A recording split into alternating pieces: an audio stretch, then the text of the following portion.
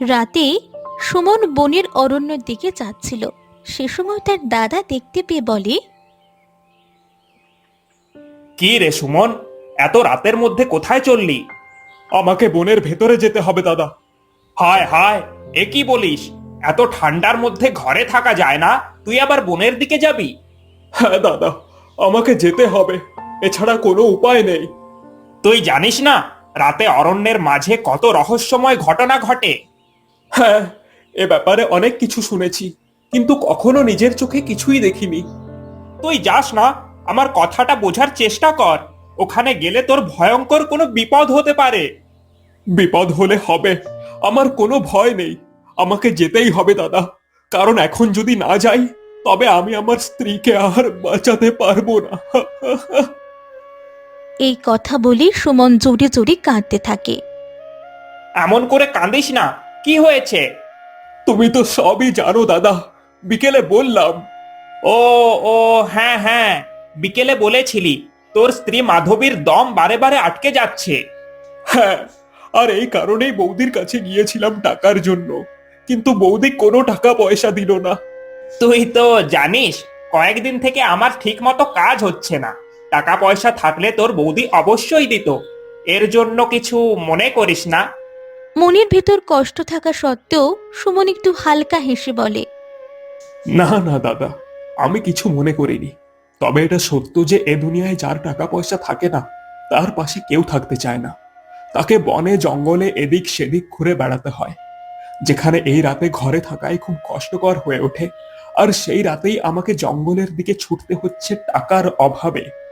হে বিধাতা, জানি না আমার কপালে কি আছে। একটু কথা বলে সুমন কাঠ কাটতে বনের দিকে চলতে থাকে। আর কিছুক্ষণ যাবার পর সে নিজেকে বলতে থাকে, হে ঈশ্বর, আমি যেন ভালোভাবে কাঠ কেটে বাড়ি আসতে পারি, কারণ আমার যদি কিছু হয়ে যায় তবে আমি আর ওষুধ কিনতে পারবো না। এর ফলে আমার স্ত্রীকে আর বাঁচাতে পারবো না। সুমন বুক ভরা সাহস নিয়ে বনের ভেতর পৌঁছে যায়। আর সেখানে গিয়ে তিনি একটি বড় আকারের কলম দেখতে পান। এ দেখে তিনি হতবাক হয়ে যায়, কারণ এত বড় কলম তিনি আগে কখনো দেখেননি। উম জিনিসটি দেখে মনে হচ্ছে এটি একটি কলম, কিন্তু এত বিশাল আকৃতির কলম আমি আগে কখনো দেখিনি। খুবই আশ্চর্য লাগছে। এরপর সুমন মনে মনে ভাবতে থাকে যে এই কলমটি কোথা থেকেই বা এলো। সে একবার কলমটি হাত দিয়ে তুলতে চায়, আবার একবার কিছু একটা ভেবে তুলে না। সুমন খুব দ্বিধার মধ্যে পড়ে যায়। সে কি করবে ঠিক করে বুঝতে পারছিল না। ঠিক সেই সময় কলমের ভেতর থেকে এক আওয়াজ শুনতে পাওয়া যায়।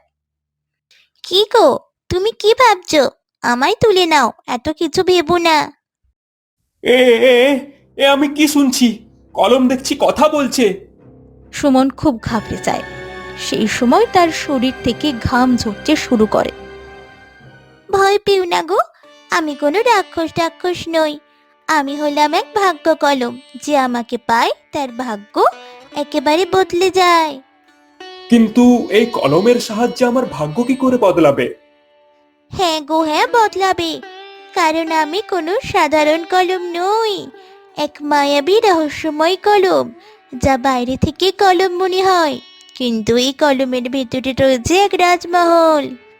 তুমি এই জঙ্গলে কি করে এলে? সে অনেক কথা, অন্য এক সময় বলবো। আচ্ছা, ঠিক আছে, তুমি না হয় অন্য সময় বলো। এদিকে আমার এমনিতেই অনেক দেরি হয়ে যাচ্ছে, বাড়ি ফিরতে হবে। ওদিকে মাধবী আমার পথ চেয়ে হয়তো বসে রয়েছে। হুম হুম, আমাকেও নিয়ে চলো। এরপর সুমন আর কোনো রকম চিন্তা ভাবনা না করে সেই বিশালাকৃতির রহস্যময় কলমটি হাতে তুলে নেয় এবং কিছু কাঠ নিয়ে বাড়ি চলে আসে। পরের দিন সকালবেলা সুমন অনেক আশা নিয়ে বাজারে কাঠ বিক্রি করতে আসে। আজ আমাকে যে করেই হোক সব কাঠ বিক্রি করে বাড়ি ফিরতে হবে। কিন্তু সুমনের কাছে কোনো গ্রাহক কাঠ কিনতে আসে না। সে অনেকক্ষণ ধৈর্য ধরে বসে থাকে আর আশা করতে থাকে কেউ একজন এসে তার কাঠগুলো কিনে নেবে, আর সেই টাকায় তিনি কিছু ওষুধ নিয়ে বাড়ি ফিরবেন। ভালো ভালো কাঠ আছে, একবার দেখে যান, ভালো লাগলে তবেই কিনবেন। তার আশা আশাই থেকে যায়, কারণ সুমন একটা কাঠও বিক্রি করতে পারে না। তার চোখগুলো জলে টলমল করছিল এবং সে খুব কষ্ট পেতে থাকে। হে বিধাতা, এ কোন পরীক্ষায় ফেললে আমায়? একদিকে ছেলেকে ঠিক করে খাওয়াতে পারি না, অন্যদিকে আমার স্ত্রী খুব অসুস্থ। এখন আমি কি করি? এই কথা বলি সুমন কেঁদে ফেলে। সুমন কোনো কাঠ বিক্রি করতে পারে না। এর ফলে সে মন খারাপ করে কাঠগুলো নিয়ে বাড়ি চলে আসে।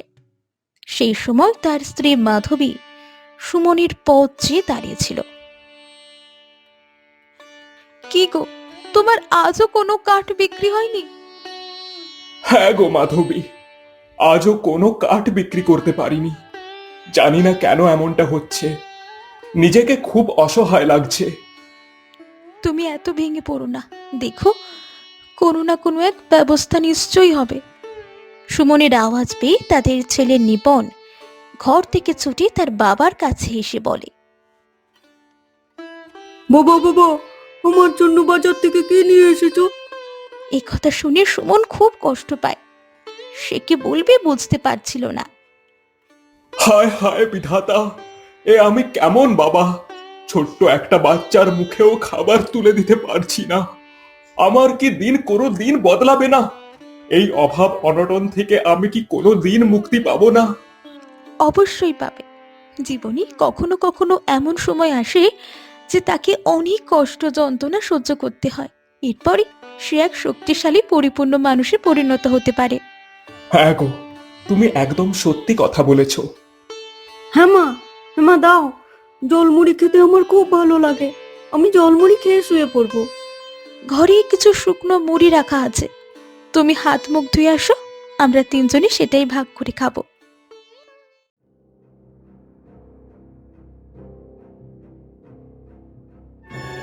রাত্রে সবাই শুয়েছিল, কিন্তু মাধবীর কিছুতেই ঘুম আসছিল না, কারণ তার বারে বারে দম আটকে যাচ্ছিল। অনেক শ্বাসকষ্ট হতে থাকে তার। তাই সে উঠে বসে।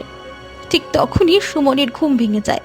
সে উঠে পড়ে এবং মাধবীকে বলে, কি হয়েছে তোমার? এমন অস্থির হয়ে পড়ছো কেন? আমার একদম ভালো লাগছে না গো, দিন দিন শ্বাসকষ্ট যে বেড়েই চলেছে। একটু একটু জল খাবে? হ্যাঁ, আমার জন্য একটু জল নিয়ে আসো। এরপর সুমন তার স্ত্রী মাধবীর জন্য জল নিয়ে আসে। এই নাও, এই নাও, জলটা আগে খেয়ে নাও। ডাক্তারবাবু তোমার জন্য ওষুধ আনতে বলেছিল, কিন্তু আমি সেটাও আনতে পারিনি। কিন্তু কাল সকালে আমি যে করেই হোক ওষুধ আনবো। তোমাদের দাদা বৌদি আমাদের অবস্থা কেমন সব ভালো করে জানে, আর সবকিছু জানা সত্ত্বেও আমাদের কোনো সাহায্য করে না। আমাদের কথা না হয় ছেড়িয়ে দিলাম, কিন্তু এই বাচ্চাটার জন্য তো কিছু করতে পারে। তুমি এখন এইসব কথা ছাড়ো, অনেক রাত হয়েছে, শুয়ে পড়ো। এরপর মাধবী শুয়ে পড়ে, কিন্তু সুমনের আর কিছুতেই ঘুম আসছিল না।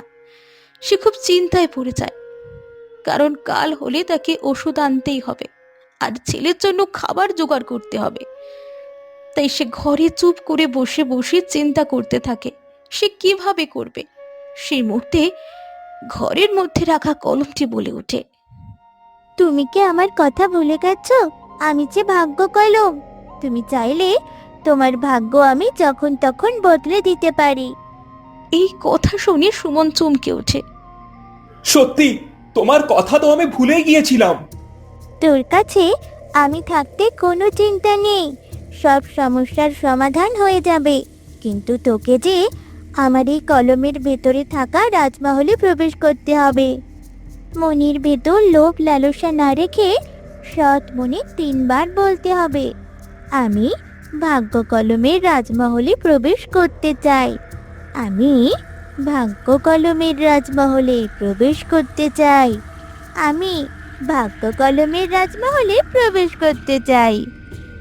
সুমন এই কথাটি চোখ বন্ধ করে মনে মনে 3 বার বলে, এবং বলা মাত্রই সে একটি ঝলমল আলোর সাহায্যে সেখান থেকে উধাও হয়ে যায়, আর চোখ খুলে সে নিজেকে একটি রাজমহলে দেখতে পায়।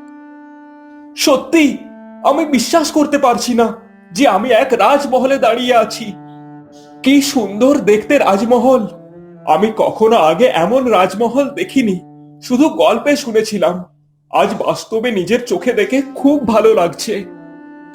এরপর সুমন রাজমহলের চারিপাশ ভালো করে ঘুরে ঘুরে দেখে এবং ঘুরতে ঘুরতে সেই সময় একটি খরগোশ দেখতে পান। কিন্তু খরগোশের শরীর থেকে রক্ত ঝরছিল। এ দেখে সুমনের খুব কষ্ট লাগে। তোমার শরীর থেকে যে খুব রক্ত ঝরছে, কি করে হলো এমন? এখানে তো কাউকে দেখছি না। এরপর খরগোশটি করুণ দৃষ্টিতে সুমনের দিকে চেয়ে থাকে। এমন করে রক্ত বের হতে থাকলে খরগোশটি যে কোনো সময় মারা যেতে পারে, তাই আগে যে করে হোক রক্ত পড়া থামাতে হবে।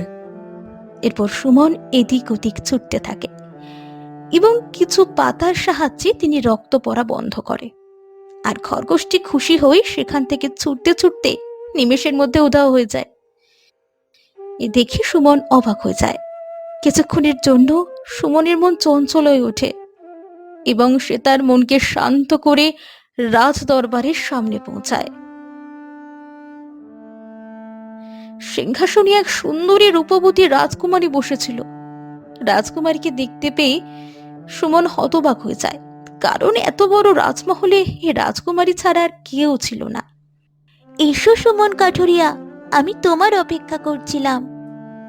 এই কথা শুনে সুমন খুব অবাক হয়ে যায়, কারণ রাজকুমারীর সাথে সুমনের রাত ছিল প্রথম দেখা, অথচ রাজকুমারী সব জানে।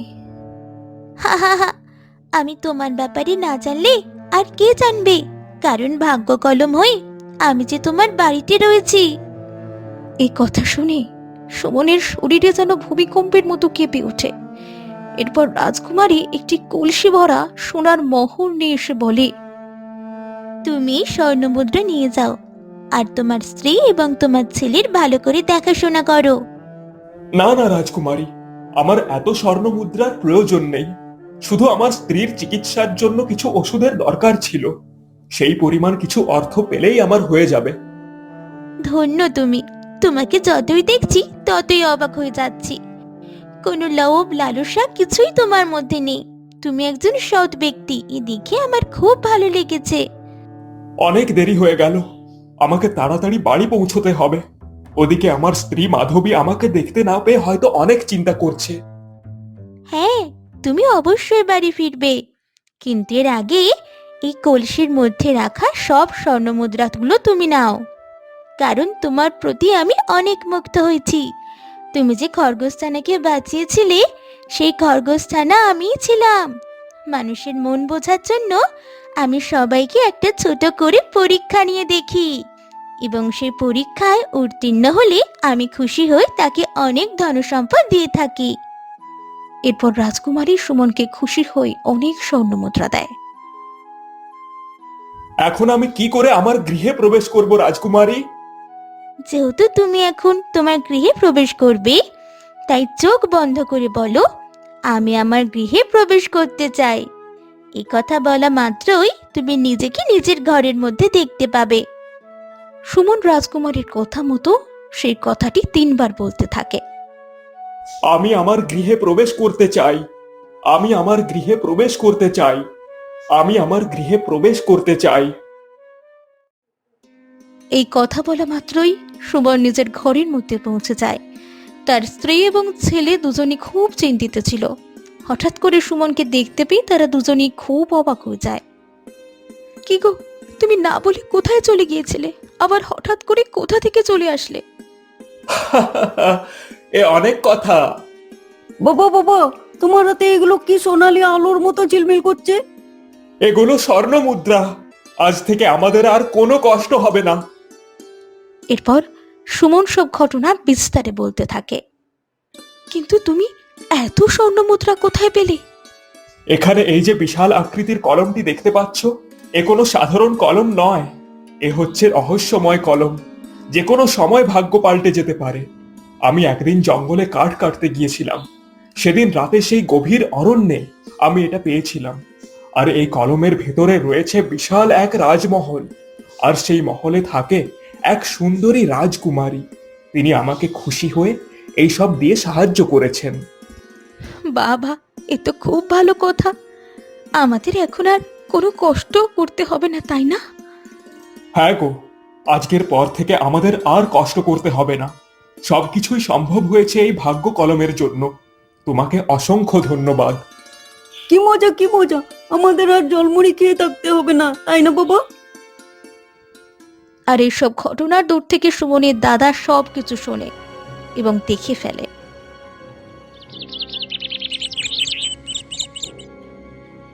আরে কি গো, কোথায় গেলে? এদিকে এসো তাড়াতাড়ি। কত কি ঘটনা ঘটে যাচ্ছে, তুমি সেদিকে কোনো নজরই রাখো না। শুধু সারাদিন বাড়িতে বক বক করতে থাকো, তাছাড়া আর কোনো কাজ করতে পারো না। এরপর সুমনের দাদা রবির চিৎকার শুনে তার স্ত্রী সরলা ঘর থেকে বেরিয়ে আসে। সুমনের ভাগ্য তো খুলে গেল। বলি, এত চিৎকার করে বাড়িঘর মাথায় তুলছো কেন? কি হয়েছে? তোমার ভাই সুমনের ভাগ্য খুলে গেল।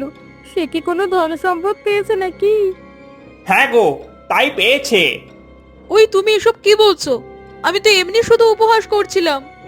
তাই আর বলছি কি সাধে। কি করে পেল? এরপর সুমনের দাদা রবি সব ঘটনা বিস্তারিয়ে তার স্ত্রীকে খুলে বলে। আর এসব ঘটনা শুনে সরলা খুব অবাক হয়ে যায়। তুমি আর দেরি করো না, তাড়াতাড়ি যাও। আমারও অনেক ধন সম্পদ লাগবে। আমার কতদিনের আশা, অনেক গহনা পরে ঘুরে বেড়াবো। কিন্তু এর জন্য আমার আগে সেই কলমটি লাগবে, যার মাধ্যমে আমি সেই রাজমহলে প্রবেশ করতে পারবো। তবে দেরি করছো কেন? তোমার ভাইয়ের ঘর থেকে চুরি করে নিয়ে এসো। আমার যে আর তোর সইছে না গো। তুমি কিন্তু বেশি বেশি করে নিয়ে আসবে। চুরি করার বোধহয় দরকার পড়বে না, কারণ আজকে সুমন আর তার স্ত্রী এরা কেউ বাড়িতে থাকবে না। সেই সুযোগে আমি সেই কলমের ভেতরে প্রবেশ করে ধন সম্পদ নিয়ে সেখান থেকে চলে আসতে পারবো। আচ্ছা, বেশ বেশ, তবে তাই করো। এরপর সুমনের দাদা রবি লোভ লালসা নিয়ে সুমনের ঘরে আসে এবং সেখানে সে বিশাল আকৃতির কলমটি দেখতে পায়। এই তো পেয়েছি, এখানে রাখা আছে। তাড়াতাড়ি এই সুযোগে আমাকে কলমের ভেতরে থাকা রাজমহলে প্রবেশ করতে হবে। এরপরে সুমনের দাদা রবি চোখ বন্ধ করে 3 বার বলে, আমি ভাগ্য কলমের রাজমহলে প্রবেশ করতে চাই। এবং 3 বারই কথাটি বলতে বলতে রঙিন এক আলোর মাধ্যমে সুমনের দাদা সেই কলমের ভেতরে থাকা রাজমহলে প্রবেশ করে যায়। হা হা হা, এই তো আমি রাজমহলের সামনে এসে গেছি। কি বিশাল এই রাজমহল! এর মানে ভেতরে অনেক ধন সম্পদ রাখা আছে। মনের ভেতর লোভ নিয়ে সুমনের দাদা এগোতে থাকে এবং কিছুক্ষণ যাবার পর তার সামনে সেই খরগোশ চলে আসে। খরগোশটি জখম অবস্থায় ছিল, তার শরীর থেকে অঝরে রক্ত পড়তে থাকে। কিন্তু এদিকে সুমনের দাদা কোনো ধ্যান দেয় না। ধুর ধুর, এসব যে কোথা থেকে চলে আসছে! আমার পথ আটকে দাঁড়িয়ে আছে। যা যা যা, এমনিতেই আমার দেরি হয়ে যাচ্ছে। খরগোশটি খুব কষ্ট পায়, কারণ সুমনের দাদা তার সাথে খুব খারাপ ব্যবহার করে। এরপর খরগোশটির সেই আহত অবস্থা নিয়েই সেখান থেকে চলে যায়। জানি না কোথায় যে স্বর্ণ মুদ্রা ধন সম্পদ লুকোনো আছে। এরপর সুমনের দাদা রবি একেবারে রাজদরবারে চলে আসে এবং দেখে সে চারিপাশে শূন্য, কেউ নেই। ঠিক সেই সময় হঠাৎ করে সিংহাসনের মধ্যে একটি সুন্দরী রাজকুমারী প্রকট হয়। এই দেখে রবি খুব ঘাবড়ে যায়। সে কি বলবে ঠিক করে বুঝতে পারছিল না, কিন্তু মনে তার যে লোভ ছিল, রাজকুমারী খুব সহজেই তা বুঝে যায়। কি চাই এখানে, আর কেনই বা এসেছো? না না, মানে মানে আমি রাজকুমারী, আমি খুব অসহায়। দয়া করে আমাকে একটু সাহায্য করুন। হ্যাঁ বলো, আমি কিভাবে আপনার সাহায্য করতে পারি? যদি কিছু স্বর্ণ মুদ্রা নিয়ে যাবার অনুমতি দেন তবে খুব ভালো হয়। বেশ, তবে কিছু স্বর্ণমুদ্রা নিয়ে যাও। চোখের সামনে এত স্বর্ণমুদ্রা দেখে সুমনের দাদা রবি কিছুতেই নিজেকে সামলাতে পারে না।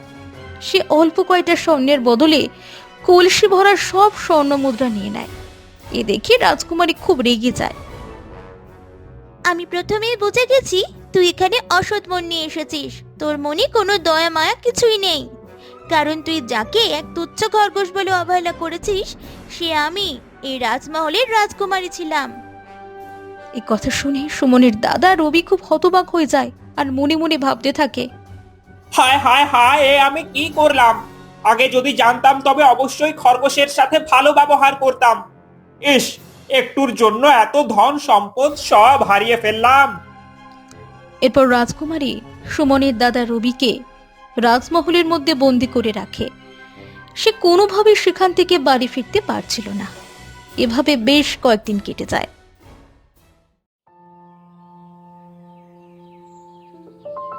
এদিকে সরলা খুব চিন্তিত হয়ে পড়ে, কারণ তার স্বামী রবি এখনো বাড়ি ফেরেনি। তাই একদিন সরলা সুমনের কাছে আসে আর কাঁদতে কাঁদতে বলতে থাকে, আমার টাকা পয়সা গয়না গাটি স্বর্ণ মুদ্রা কিছু লাগবে না, দয়া করে আমার স্বামীকে এনে দাও। বৌদি, এমন করে কেঁদো না। কি হয়েছে? আর দাদাই বা কোথায় গেছে?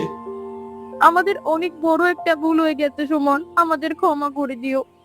এরপর সরলা কেঁদে কেঁদে সব ঘটনা বিস্তারে বলতে থাকে। রবি কিভাবে সেই ভাগ্য কলমের ভেতরে থাকা রাজমহলে প্রবেশ করেছিল। আর এসব কথা শুনে তারা সবাই খুব অবাক হয়ে যায়। বুঝেছি। তুমি আর চিন্তা করো না বৌদি, আমি দেখছি কি করা যায়। এরপর সরলা সেখান থেকে চলে যায়। কি গো, এখন তুমি কি করবে? যে করেই হোক সেখানে গিয়ে দাদাকে ফিরিয়ে আনতে হবে। আগেরবার তুমি না বলে চলে গিয়েছিলে, কিন্তু এবার আমি কিছুতেই তোমাকে একা আর যেতে দেব না। এবার আমাদের সঙ্গে করে নিয়ে যেতে হবে। হ্যাঁ বাবা, আমিও যাব। মা সবসময় রাজবাড়ি নিয়ে অনেক গল্প করে আমাকে ঘুম পাড়াতো, কিন্তু আমি কখনো রাজবাড়ি দেখিনি। অনেক মজা হবে, আমিও তোমার সাথে যেতে চাই। আচ্ছা ঠিক আছে, এবার আমরা সবাই মিলে একসাথে সেখানে যাব। এরপর কলমের সাহায্য নিয়ে তারা সবাই সেখান থেকে উধাও হয়ে যায় এবং সেই রাজমহলে গিয়ে পৌঁছায়। এবং সেখানে গিয়ে দেখে যে তাদের দাদা রবি রাজ দরবারের সামনে দাঁড়িয়েছিল আর রাজকুমারী সিংহাসনে বসেছিল। দয়া করে আমার দাদাকে ছেড়ে দিন রাজকুমারী, আমি আমার দাদাকে নিয়ে যেতে এসেছি। তোমার দাদা স্বর্ণমুদ্রার লোভে পড়ে এখানে এসেছিল, যার কারণে এখান থেকে আর বের হতে পারেনি। ক্ষমা করো রাজকুমারী, আমার অনেক বড় ভুল হয়ে গেছে। এমন ভুল আমি আর কখনো করব না। রাজকুমারী, আমার দাদা আর এমনটা কখনোই করবে না, দয়া করে ছেড়ে দিন। এরপর রাজকুমারী রবিকে বলে, দেখো, তুমি কখনো তোমার ভাইকে সাহায্য করোনি, কিন্তু তারা সবাই এসেছে তোমাকে সাহায্য করতে। শুধুমাত্র সুমনের জন্য তোমাকে ছেড়ে দিচ্ছি, তা না হলে আমি তোমাকে পাতালপুরীতে বন্দি করে রাখতাম। রাজকুমারীর পর সুমনের দাদা রবিকে মুক্ত করে দেন। রাজকুমারী সুমনের দিকে তাকিয়ে বলে যে, আমি জানতাম যে তুমি একদিন সবাইকে নিয়ে এখানে আসবে, আর সেদিন আমার এই গোটা রাজমহলের দায়িত্ব তোমার কাছে দিয়ে আমি চিরকালের মতো এখান থেকে চলে যাব। আপনি কোথায় যাবেন রাজকুমারী? আর আমাদের হাতেই বা দায়িত্ব কেন দেবেন? কারণ আমি প্রতিজ্ঞা করেছিলাম যে যেদিন আমি কোনো এক সৎ ব্যক্তির দেখা পাবো, সেদিন আমি তাকে আমার এই রাজমহলের দায়িত্ব দিয়ে চিরকালের মতো অন্তর্ধান হয়ে যাব। তাই আজ থেকে এই রাজমহল তোমার, আর এই রাজমহলে থাকা যত ধন সম্পদ স্বর্ণ মুদ্রা আছে সবকিছুই তোমাদের, আর নিজেদের খুশি মতো সেগুলো ব্যবহার করতে পারবে। রাজকুমারীর সব কথা শুনে তারা অবাক হয়ে যায় এবং অনেক খুশি হন, কারণ এই ভাগ্য কলম সত্যি সত্যি তাদের জীবনের ভাগ্য বদলে দিয়েছে। এরপর সুমনের দাদা সেখান থেকে উধাও হয়ে বাড়ি চলে যায়, আর রাজকুমারী রাজমহল থেকে চিরকালের জন্য অন্তর্ধান হয়ে যান। আর এরপর থেকে সুমন, মাধবী এবং তাদের ছেলের নিপুণ সুখী শান্তিতে আনন্দে জীবনযাপন করতে থাকে। তাদের জীবনে অভাব অনটন বলতে কিছু থাকে না। সময়ের সাথে সাথে ভাগ্য কলম তাদের জীবনের ভাগ্য বদলে দিয়েছে।